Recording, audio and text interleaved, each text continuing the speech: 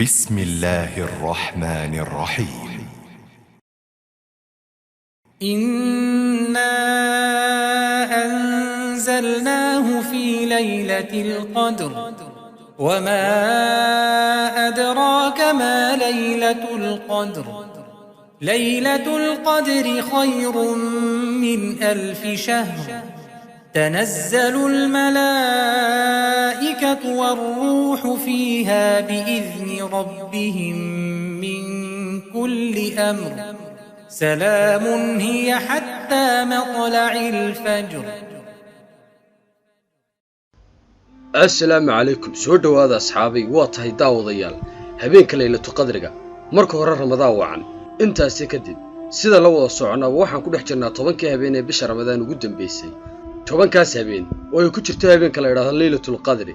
marka waxa su'aal u baahan inaan isweydiino maxay habeenkaas habeenada kale kaga duwan tahay ama uga fadli badan tahay. jawaabtu waa sida soo socota. leylatul qadrigu waa habeen fadligiisu aad iyo aad u weyn yahay. waxa kamid ah kow waa habeen camalka la qabtaa uu ka khayr badan yahay midka la qabto 1000 bilood, yacni 3 sano iyo 4 bilood oo habeenkaas uusan ku jirin.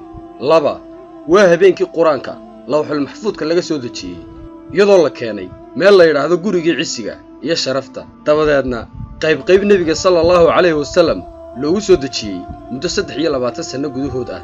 saddex waa habeenka lawxul maxfuudka laga soo dejiyo oo laga soo qaado sanadka waxyaabaha dhacaya sida wixii dhimanaya, wixii dhalanaya, risqiga iyo wixii lamida iyadoo loo keenayo oo loo dhiibayo malaa'ikta wixii saaran arinta. afar waa habeen malaa'ikta la soo dejiyo iyadoo uu kamid yahay malakul jibriil. habeenka Allah subhanahu wa ta'ala ayaa karaamiyay kitaabkiisa ku xusay, waxaana qof kasta oo muslim ah u haboon inuu ku dadaalo sidii uu haleeli lahaa habeenkaas qaaliga ah oo uu soo sheegi lahayn. habeenkaasi waa habeen ilaahay ummadan ugu gaar yeelay, qofkii haleelana khayr dhamaantiis ayuu haleelay. rasuulkuna sallallahu alayhi wasallam isagoo fadliga habeenkaas ka hadlaya ayuu wuxuu yiri qofkii leylatul qadriga kaca, yacni habeenka cibaado sameeya isagoo aaminsan ajar iyo xasanaad ilaahay ka dalbanaya, waxa loo dhaafiyaa dambigiisii hore. waxa wariyay Bukhari iyo Muslim. habeenkaas maadaama uu yahay mid fadli weyn leh, ahal mid aad iyo aad qofka muslimka ugu muhiim ah, ayaa asxaabtu waxay jeclaysteen inay ogaadaan habeenka uu yahay. qaar iyagu kamid ah waxayba ku riyooday inuu ku jira 10ka u dambeeya soonka.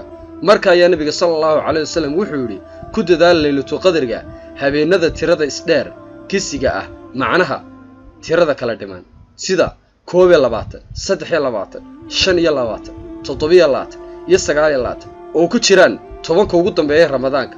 waxa wariyay Bukhari iyo Muslim.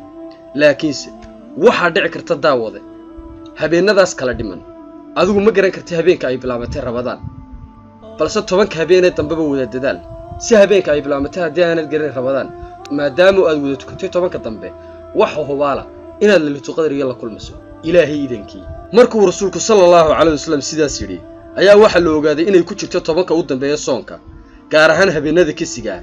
laakiin xadiista badankoodu waxayba sii cayimeen oo ay sheegeen inay tahay habeenka 27aad iyo kuwa kaleba. waxa boon dadaal dheeraad ah la siiyo oo si fiican loogu dadaalo iyadoo cibaado lagu soo jeedayo. haddaan ogaado habeenka leylatul qadriga maxaan leeyahay, maadaama asxaabtu aysan ogeyn in waqti muhiimadaas lihi uu dhaafay, ayaa Aisha oo ahayd xaaskiisa wajidii nabiga sallallahu alayhi wasallam waxay rasuulka sallallahu alayhi wasallam ku tiri haddii aan ogaado habeenka uu yahay leylatul qadrigu maxaan leeyahay. markaas ayuu ku yiri waxa akhrisaa ducadan Allahumma innaka afuwun tuhibbul afwa fa'fu anni, oo ay macnaheedu tahay ilaahay waxa tahay ilaah cafin badan jecelna cafinta iyo cafi. waxa xadiiskan wariyay Ahmed ibn Majah iyo Tirmidhi. wixii khalad naga dhacay haday jiraan barnaamijkan Allah ayaan cafis weydiisanna. fiidowga like saar siina share gareey. Assalaamu calaykum.